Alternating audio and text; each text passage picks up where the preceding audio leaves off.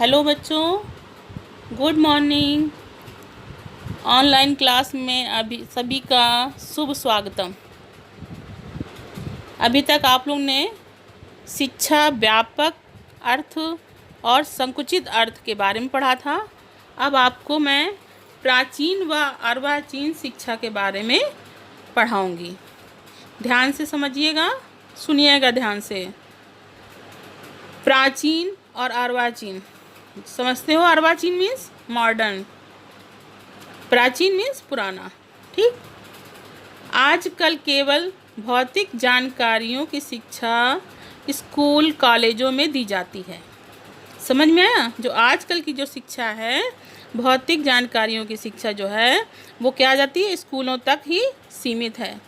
जैसे गणित है, विज्ञान है, इतिहास है आदि आदि विषय पढ़ाकर शिक्षकगण अपने कर्तव्य की इति समझ लेते हैं तथा उत्तीर्ण छात्रों जैसे बीए, एमए की उपाधि दे दी जाती है। पढ़ाकर शिक्षक इससे कार्य मुक्त हो जाते हैं तथा छात्र और अध्यापक के बीच कोई संबंध नहीं रह जाता। लेकिन प्राचीन काल में क्या था कि इस प्रकार भौतिक प्रणाली तो थी नहीं। उस समय गुरु का कार्य शिष्य को भौतिक विषयों की शिक्षा देने के साथ साथ उनको गुण, कर्म और स्वभावों का भी विकास करना होता था। समझ में आया? इसके लिए गुरु का महत्व माता पिता के बराबर समझा जाता था। पहला जन्म तो माता पिता, दूसरा जन्म गुरुकुल में होता था आचार्य द्वारा। ठीक है। लेकिन ये क्या हो गया, अब इसका लोप हो गया है। शिक्षा कैसी रह गई है? सिर्फ कॉलेज तक। समझ में आया? ये तो हो गया बच्चों प्राचीन और अर्वाचीन शिक्षा। अब है शिक्षा का वास्तविक अर्थ। जैसे अभी आपने व्यापक पढ़ा, संकुचित पढ़ा और प्राचीन और अर्वाचीन। ये क्या है? शिक्षा के विभिन्न अर्थों को समझने के बाद शिक्षा के वैज्ञानिक अर्थ को भी समझ लेना चाहिए। वैज्ञानिक अर्थ क्या है? शिक्षा से तात्पर्य उस प्रक्रिया से है जिसमें वैज्ञानिक पद्धति यानी कि साइंटिफिक मेथड के आधार पर उसका अनुसरण करके व्यक्ति के सर्वांगीण विकास का प्रयास किया जाता है। यानी कि समस्त जो विकास होता है उसका प्रयास करते हैं। शिक्षा के वास्तविक अर्थ से कहने का मतलब तात्पर्य यह है कि उस शिक्षा से है जिसमें संकुचित तथा व्यापक दोनों रूप निहित होते हैं। वास्तविक अर्थ में इसमें व्यापक भी आ जाता है और संकुचित भी आ जाता है। वास्तविक अर्थ को समझने के लिए शिक्षा के विभिन्न अर्थों में समन्वय करना आवश्यक है। यानी कि इसमें क्या है कि व्यापक भी रखते हैं और संकुचित भी रखते हैं, दोनों का समन्वय होता है वास्तविक अर्थ में। क्योंकि शिक्षा एक ऐसी प्रक्रिया है जिसका द्वारा व्यक्ति का सर्वांगीण विकास होता है, जो कि उसके जीवन को वैज्ञानिक एवं सामाजिक रूप से सफल बनाने में सहायक होती है। अच्छा, ये तो वास्तविक अर्थ समझ लिया। रेमंड अनुसार क्या बोलते हैं वो? रेमंड, शिक्षा मानव जीवन के विकास की वह प्रक्रिया है जो शैशव से प्रौढ़ावस्था तक चलती रहती है। इन्होंने क्या कहा है कि शिक्षा जो होती है मानव जीवन के विकास की तो प्रक्रिया है। कब से कब तक चलती है? शैशव से प्रौढ़ावस्था तक। शिक्षा का विकास का क्रम जिससे कि मानव अपने को आवश्यकता अनुसार भौतिक, सामाजिक तथा आध्यात्मिक वातावरण के अनुसार बना लेता है। ये किसने कहा है? रेमंड के अनुसार इन्होंने कहा है। ये तो हो गया वास्तविक अर्थ। अच्छा, इसके बाद शिक्षा की आवश्यकता क्यों होती है और महत्व क्या है इसका? जो नवजात शिशु जब होता है तो वो क्या होता है? असहाय होता है, सामाजिक नहीं होता। क्या होता है? असामाजिक।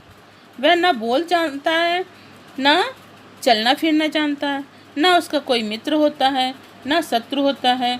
यही नहीं, उसे समाज के रीति रिवाजों तथा परंपराओं का भी ज्ञान नहीं होता और न ही उसमें किसी आदर्श तथा मूल्य को प्राप्त करने की जिज्ञासा पाई जाती है। कब? जब वो छोटा होता है। जैसे जैसे वो बड़ा होता है वैसे वैसे उस पर शिक्षा के औपचारिक तथा अनौपचारिक साधनों का प्रभाव पड़ने लगता है। वहीं दूसरी ओर जब सामाजिक भावना विकसित होती है उसमें, तब क्या होता है, वो धीरे धीरे प्रौढ़ व्यक्तियों के उत्तरदायित्वों को निभाने की योग्य बन जाता है। शिक्षा मानव जीवन का एक अभिन्न अंग है। कहने का मतलब शिक्षा के बिना मनुष्य क्या है, अधूरा है। शिक्षा एक जीवन पर्यंत चलने वाली प्रक्रिया है। शिक्षा के द्वारा मानव का सर्वांगीण विकास किया जाता है।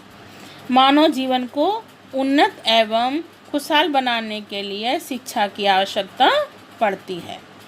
यानी कि जब शिक्षा होगी तब क्या होगा, मनुष्य क्या होगा, उन्नति करेगा और खुशहाल बनेगा, क्योंकि शिक्षा के माध्यम से ही व्यक्ति अपने व्यक्तिगत एवं सामाजिक जीवन की उन्नति कर सकता है। इसके कार्य क्या होते हैं, अच्छा ध्यान से समझिएगा। मनुष्य की आंतरिक शक्तियों का विकास करना, ये होता है। इसके कार्य क्या होते हैं, मनुष्य की आंतरिक शक्तियों का विकास करना। कौन कौन से होते हैं, पहला होता है जैसे समाज संबंधी कार्य। कौन कौन से होते हैं, मनुष्य को प्राचीन साहित्य का ज्ञान प्रदान करना, उसमें सामाजिक भावना का विकास करना, उसे सामाजिक नियमों का ज्ञान प्रदान करना, उसे सामाजिक उन्नति में सहायता प्रदान करना, व्यक्ति को धर्मों के विषय में ज्ञान देना, मनुष्य में सामाजिकता का विकास करना, ये है समाज संबंधी कार्य। अब व्यक्ति संबंधी कार्य क्या होते हैं, मनुष्य की आंतरिक शक्तियों का विकास करना, भावी जीवन की तैयारी में सहायता करना, व्यक्ति में मानवीय गुणों का विकास करना, उसे आत्मनिर्भर बनाना, मनुष्य के संपूर्ण व्यक्तित्व का विकास करना, मनुष्य के चारित्रिक तथा नैतिक विकास करना, व्यक्ति के सकारात्मक सुधार करना, मनुष्य के आध्यात्मिक विकास भी करना होता है। ये क्या हो गए, ये व्यक्तिगत हो गए। पहले क्या था, समाज संबंधी इनके कार्य और व्यक्ति संबंधी कार्य। वातावरण संबंधी कार्य क्या क्या होते हैं, व्यक्ति को वातावरण के साथ अपने को क्या करना होता है, अनुकूलन करना और सिखाना होता है, उसे वातावरण से सामंजस्य स्थापित कराने में सहायता भी देना होता है। ये तो हो गया वातावरण। अब आता है राष्ट्र संबंधी कार्य। राष्ट्र संबंधी क्या कार्य क्या होते हैं, पहले तो समाज में जब बच्चा बड़ा होता है समाज से समझता है, फिर व्यक्तिगत कार्य करता है, फिर वातावरण के अनुसार कार्य करता है। राष्ट्र के संबंध में क्या करता है, व्यक्ति को सार्वजनिक हित संबंधी कार्यों में सहायता देना होता है और भावात्मक एकता स्थापित करना होता है। राष्ट्रीय एकता स्थापित करना तथा राष्ट्रीय विकास में सहायता देना। फिर है मानवीय अधिकार तथा कर्तव्यों से ज्ञान कराना, राष्ट्रीय अनुशासन स्थापित करना और अंतर्राष्ट्रीय सद्भावना में विकास में भी सहायता प्रदान करना। ये सारे कार्य हैं व्यक्ति के। ठीक है, ये आपको समझ में आया। इसके बाद हम तुम लोग को शॉर्ट करके दे देंगे। ठीक है,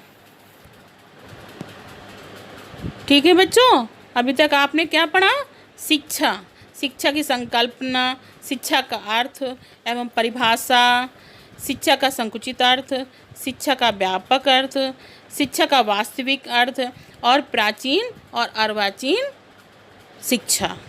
इसके सारी जो है महत्व पढ़ा भी आपने। ठीक है, इसके बाद हम क्या करेंगे, आपको मंडे को इसके शॉर्ट करके नोट्स भेज देंगे। ठीक है, अच्छा ठीक। अच्छा बच्चों, अभी आपने पढ़ा सुना जो हमने पढ़ाया, इसी से हम रिलेटेड क्वेश्चन पूछते हैं। ठीक है, वह कौन सी शिक्षा है जिसमें संकुचित व व्यापक दोनों रूप निहित होते हैं, बताइए। ठीक है, दूसरा है किसने कहा है शिक्षा शैशव से प्रौढ़ावस्था तक चलती है। तीसरा है शिक्षा के कितने अर्थ होते हैं। चौथा, महत्व की दृष्टि से शिक्षा के कितने कार्य होते हैं। ठीक है, पांचवा है बच्चा जैसे जैसे बड़ा होता है वैसे वैसे उस पर किस साधनों का प्रभाव पड़ता है?